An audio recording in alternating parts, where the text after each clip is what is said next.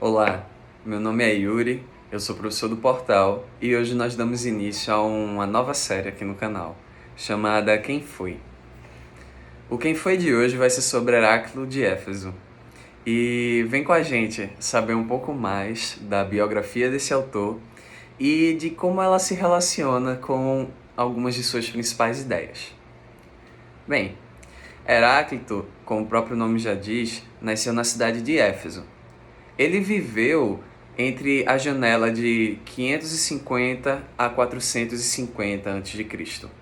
Não é muito exato, a gente não tem como saber com muita exatidão, mas foi por aí. Bem, Heráclito era filho de Blosson, ou Bosson, que era descendente direto dos fundadores da cidade de Éfeso. Portanto, a família dele era uma família aristocrata, uma família bombada na cidade de Éfeso. No entanto, Heráclito não curtia muito a política. Heráclito ele renuncia aos seus títulos e às suas responsabilidades políticas em favor do irmão. Ou seja, ele não usaria mais o manto púrpura ou o cedro ou a receber a alcunha simplesmente da família dos fundadores da cidade. Em Éfeso, durante muito tempo, a cidade viveu sob o jugo dos persas. Eu disse que a janela de vida dele era mais ou menos essa, de 550 a 450, e então desde o momento que ele nasceu até a sua juventude e vida adulta, ele viveu sobre esse subjugo dos persas, a sua cidade. Depois da 69ª Olimpíada, que ocorreu por volta de 503, 502 a.C., em 498, diversas cidades ali da Jônia, que é a região onde fica a cidade de Éfeso, se rebelaram contra os persas e foram duramente rechaçados, castigados. A cidade de Éfeso não se juntou, mas com certeza sofreu as consequências dessas atitudes. E então a guerra foi sempre presente, na verdade, na vida de Heráclito, pelo menos até a sua vida adulta. Bem, o perfil de Heráclito é o que se diz dele. Eu vou ler aqui, Diógenes Laércio fala que ele era um homem de sentimentos elevados, orgulhosos e cheio de desprezo pelos outros. Não é à toa que chamam Heráclito de o obscuro ou o fazedor de enigmas. Ele era um cara complicado de se conviver. Viveu distante no tempo de Ártemis, que é a deusa grega da caça, fica mais fácil de entender a deusa da caça, mas tem outras coisas associadas, como sempre. Bem, viveu no templo dela, distante de todos. Quando foi ficando mais velho, decidiu ficar ainda mais distante das pessoas e foi morar em meio às montanhas, lá na Grécia. Durante seu tempo de vida, ele conseguiu convencer um tirano chamado Melancoma a sair da vida pública e viver nos bosques, apenas escutando logos, que é algo que a gente vai falar daqui a pouco. Enfim, vivendo distante da sociedade e se alimentando de plantas, Heráclito, sem cuidados, eu acredito, terminou adquirindo a hidropisia. Deixa eu só ver o nome correto. A hidropisia. O que é isso? É uma espécie de edema generalizado, sabe? E eu descobri proveniente de insuficiência cardíaca, muitas vezes. Então é o que? É ficar inchado de água. Deste modo ele teve que voltar, né? Procurar ajuda. E quando os médicos chegaram para cuidar dele, disse que ele perguntou se os médicos sabiam transformar inundação em seca. E o pessoal ficou... Que viagem é essa, velho?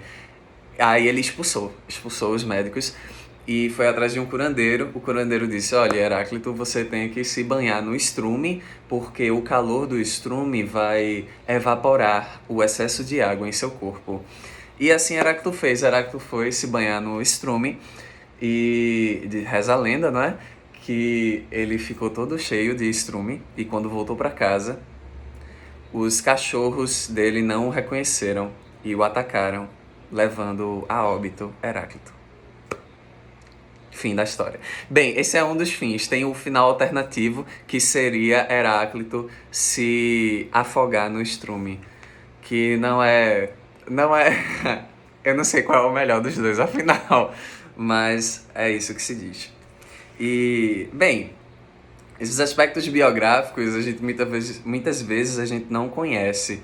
A gente conhece Heráclito mais por ser o pensador do devir, que fala da luta dos contrários, que fala que a multiplicidade é una, que fala que a gente tem que ouvir o Logos, que fala que o conhecimento verdadeiro provém do Logos e que existe um fogo que arde, que faz com que a physis fique nesse constante brotar e morrer e crescer e perecer, enfim. E aqui nesse vídeo eu gostaria de chamar a atenção para o fato de que ele trata dessa luta dos contrários. Percebe? Que mexe a dinâmica da physis. Sempre vai mudar de um contrário para o outro. Do frio para o calor, da saúde para a doença, do dia para a noite, noite-dia, curto-alto e pequeno-grande. Sempre a mudança vai ser de um contrário para o outro. E a isso ele denomina uma guerra. Ele fala, em um de seus fragmentos, ao todo são 135, por volta de 135 fragmentos, você tem muitos fragmentos de Heráclito, isso é raro nos pré-socráticos. E aí, acerca disso, ele vai falar que a guerra, Polemos, é o pai e o rei de todas as coisas. Ele vai dizer que é necessário saber que a guerra é a comunidade, a justiça é discórdia, e tudo acontece conforme a discórdia e a necessidade. Heráclito afirma que a guerra é comunidade. E para mim fica muito claro, eu acredito, quando ele passa toda a infância e juventude e até a sua acmé, que é quando se diz que o filósofo chegou no seu ponto máximo da sua filosofia, da sua capacidade cognitiva, intelectual, ele relacionar o aspecto que ele passou na vida, de viver sob subjugo e vendo guerra e morte e intransigências e etc., e dizer que a guerra é o que ordena tudo. É muito curioso. E para mim faz bastante sentido acreditar que o que ele viveu na vida dele com certeza ajudou a gestar a sua compreensão filosófica de mundo. Claro que ele vê a vida passando, as coisas vivendo e morrendo, o sol nascendo, a mudança, e falar que tudo flui, não foi ele que disse, mas se atribui a ele, e de fato tudo flui. Mas tudo flui a partir de uma guerra, entendeu? E que essa guerra, ao mesmo tempo que coloca polos opostos, é uma comunidade. Essa guerra, ao mesmo tempo que numa guerra existe um lado e outro lado que embatem, ao mesmo tempo formam uma unidade. E, bem, é isso que eu queria trazer no vídeo de hoje, só essa reflexão. Não vou exaurir o pensamento de Heráclito, mas fica aí pra gente pensar um pouco. Muito obrigado pela sua atenção e até o próximo episódio, pessoal. Tchau, tchau.